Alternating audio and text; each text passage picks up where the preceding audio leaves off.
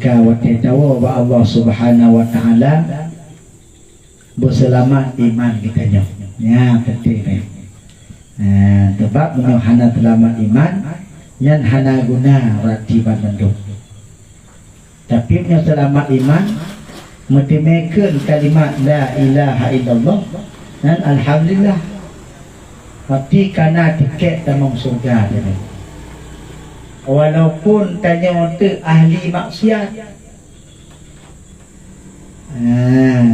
Pilih manok na, jauh atagok na, pogok na, kan? Keng kegok na, kan? Buat maksiat na bandung na. Tapi waktu meninggal, mesti meken kalimat la ilaha illallah dan kajaminan tamang surga. Walaupun lo pilih dan wakang. Walaupun tanya naluk lang waka atis kesalahan tanya maksud tanya lang dunia. Tapi yang boleh pegah apabila waktu kamu meninggal tanya mesti mengatakan kalimat la ilaha illallah dan dakhal jannah ke Nabi, masuk surga dia. Pasti tamang surga. Mah baca luk juga baik deh. Ngata maksud tak dunia. Ke gok pina, kau gok pina, kan? Bandung pina, apa ini? Walaupun tiket kena mak daro, tamang surganya, apa ini? Luk leh. Nak ke gok ke? Nak luk, kan? Nak cak dah gok ke? Luk leh, luk lalu akai leh. Yang boleh pegang, walaupun luk lalu akai, tiket tamang surga kena mak daro tanya. Sebaliknya semayang rajin puasa anak kendu tanya mau sedekah ke anak kurung tanya haji umrah lam lagi tanya kan bat mandum tak puput lagi tanya.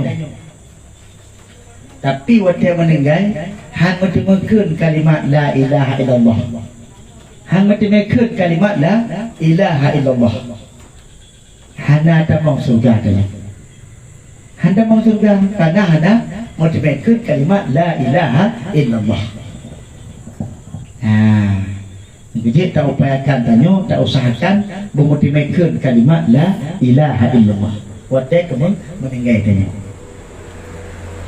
Karena keperkataan Nabi man akhirah kalamihi la ilaha illallah dakhalal jannah. Barang siapa yang di akhir kehidupannya sempat mengucapkan kalimat la ilaha illallah dakhalal jannah, masuk surga lah dia. Dapat surga dia. Tengok mandung doa ya Allah betapa ke surga lo ya Allah. Sembahyang